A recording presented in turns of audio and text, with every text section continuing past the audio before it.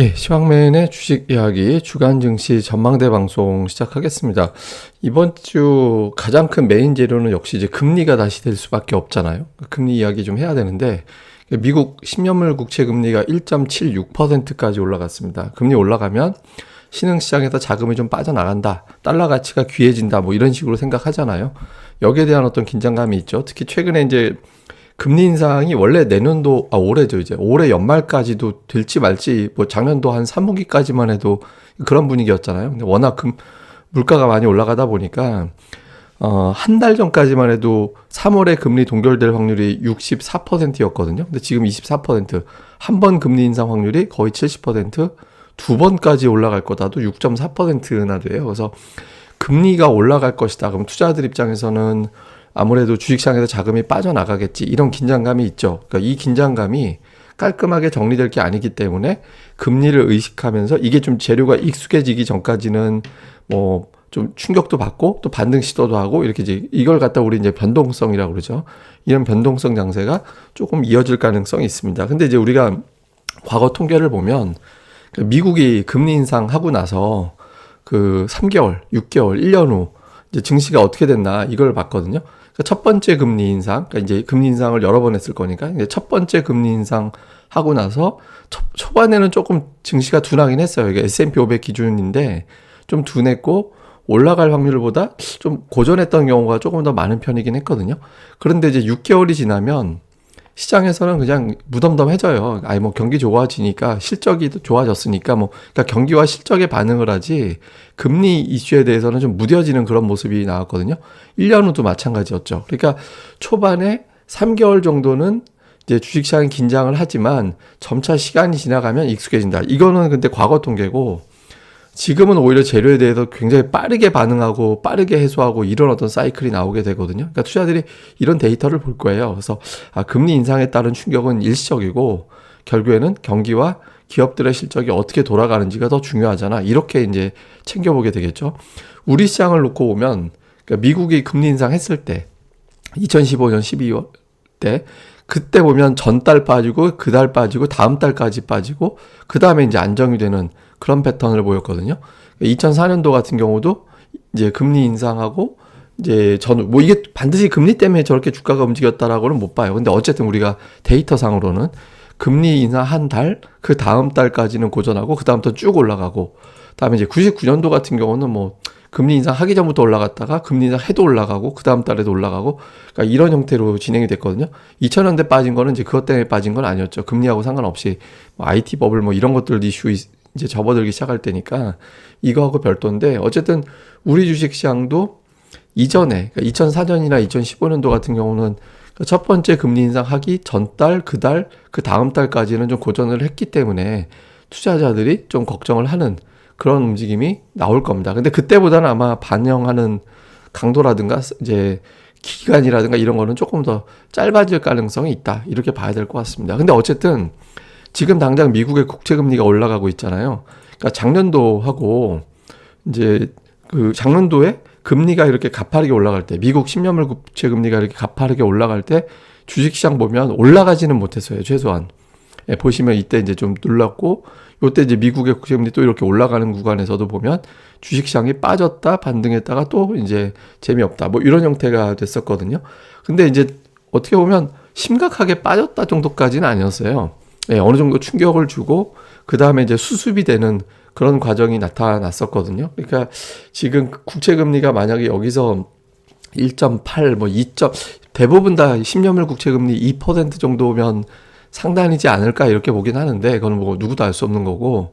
근데 2% 정도를 상단으로 보는데 2%까지 정말 가나보다 이런 분위기가 되면 한 단계 더 내려갈 가능성은 있습니다. 근데 어쨌든 제가 여러 번 말씀드리지만 재료는 반복되고 예고되면 익숙해져요. 예, 그 익숙함이 어느 정도는 좀 방어를 해준다라고 봐야 되기 때문에, 그러니까 이전보다는 기간이나 폭이 조금 짧아질 가능성은 있습니다. 근데 이제 그거보다 대차대조표에 대한 걱정이 있죠. 근데 주말 사이에 나온 거 보면 금리 인상 한두 차례 후에 대차대조표 축소. 그러면 최고 빠르게 금리 인상하는 걸 3, 6으로 보잖아요. 3월, 6월. 그럼 대차대조표는 9월이기 때문에 아직까지 좀 시간이 있는 거거든요. 그래서 이거에 대해서도 뭐 좀 지나치게 과민하게 반응할 필요는 없다. 이렇게 보면 될 것 같습니다.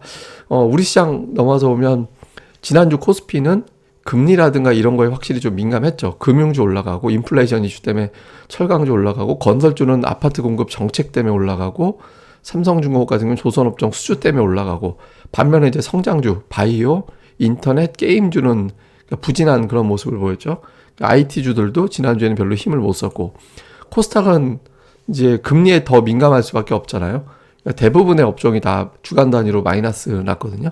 유진기업 정도, 스몰캡 쪽에서도 역시 이건 정책 관련된 뭐 시멘트 가격 올린다, 뭐 아파트 공급량 늘린다, 뭐 이런 어떤 정책들 때문에 이제 올라가서 그렇지. 지난주는 전체적으로 주식시장이 업종별로 보면 금리, 인플레이션 이런 거에 이제 반응했던 그런 한 주였습니다. 근데 다행인 건 이게 이제 한화증권 기준이거든요. 한화증권 기준으로 보면 이제 이 우리나라 코스피 이익 전망치인데요. 그러니까 이익 전망치가 이게 보시면 살짝 위로 틀어지는 그런 모습이 나왔잖아요. 이게 이제 한화증권 기준입니다. 예, 이거 이제 제가 리퍼런스 어디 건지를 말씀드려야 되니까. 근데 어쨌든 이게 이익 전망치가 하향되는 이런 사이클이 나오다가 살짝 위로 이제 돌아서는 그런 모습이 나타나고 있거든요. 이게 이제 SK하이닉스 실적 추정치가 2조 원 정도 상향 조정돼서 그렇게 된 측면이 있긴 한데 어쨌든 삼성전자 실적도 양호하게 나오면서 국내 기업들 실적 하향 사이클이 마무리가 됐다.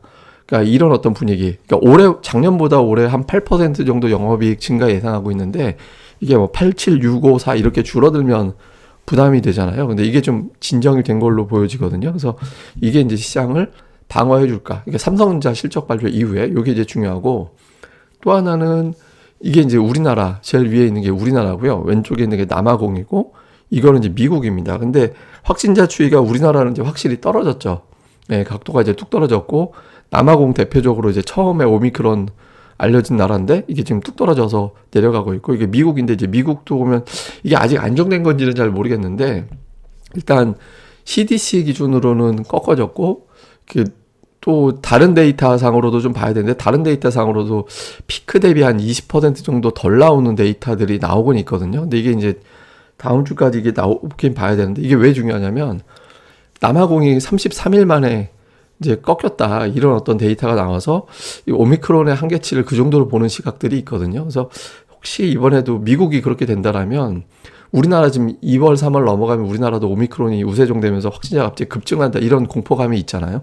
근데 그 공포감을 지금부터 반영해서 증시가 못 올라갈 수도 있거든요.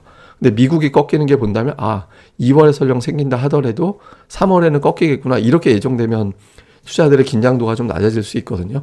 더군다나 지금 치료제가 이번 주부터 투입이 되기 때문에 이런 것들이 되게 중요합니다. 그래서 미국이 확진자가 꺾이고 우리나라가 꺾이는 수치가 나타나고 치료제의 효과가 보도량으로 많이 증가되고 이런 것들이 나오면 시장은 좀 안도할 수 있다. 요것도 이제 같이 한번 체크를 좀 해보시는 게 중요할 것 같습니다. 그래서 전체적으로 좀 요약을 해보면 금리, 대차대조표 이게 이제 제기가 되고 있기 때문에 단기적으로는 변동성이 불가피하다. 요건 좀 받아들여야 될 것 같고요. 더군다나 만기도 있잖아요.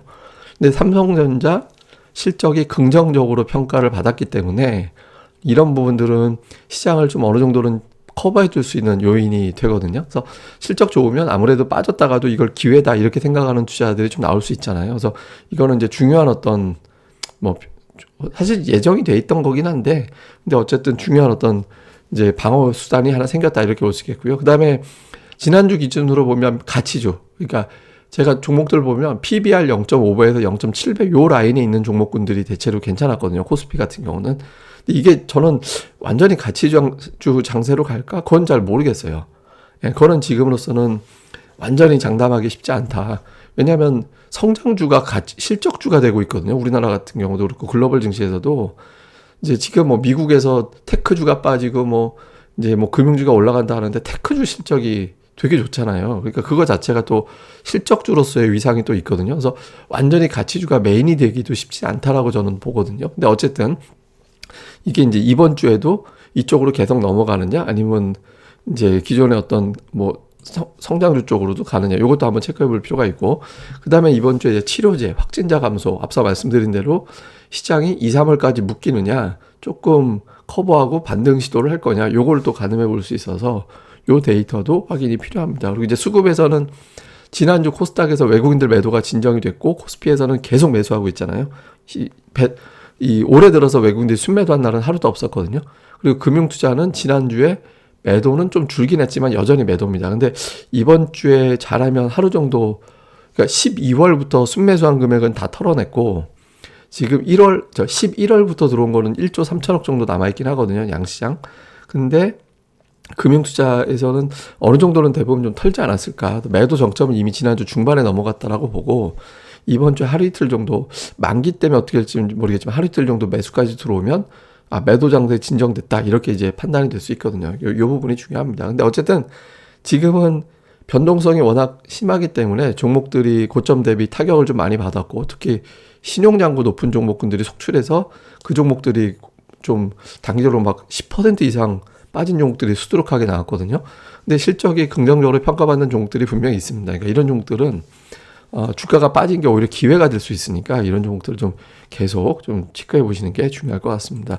그 다음에 이제 추가 번외 차트로, 이게 글로벌 증시자금 동향입니다. 리피니티브 기준으로 나온 건데, 이게 이제 오렌지색만 보시면 돼요. 이게 오렌지색이, 이거 오렌지색 맞나요? 근데 하여간 이게 이제 주식시장 자금인데 3주 연속에서 들어오고 있거든요. 강도는 조금 줄긴 했지만 어쨌든 자금이 적게 들어오는 게 아닙니다. 그러니까 제법 들어오고 있어요. 그래서 외국인들이 뭐 터무니없이 대량으로 팔고 그러진 않을 것 같은데, 이제 문제는 뭐냐면 요 데이터가 매주 이제 수요일에 끊기거든요. 목요일부터 수요일까지 데이터라서. 근데 미국 FOMC 의사로 공개된 게 목요일이잖아요. 그러니까 그걸 반영을 못한 겁니다, 미처. 근데 어쨌든 외국인들 자금, 지갑 사정은 나쁘지 않다. 그리고 신흥시장 쪽에도 매수하고 있다, 계속. 특히 대만 유난하게 많이 매수하고 있긴 한데, 우리나라도 지난주에는 매수로 좀 제법 들어오기 시작해서 아마 다음 주 보는 데이터는 우리나라도 매수 제법 들어온 나라로 집계가 될 것 같거든요.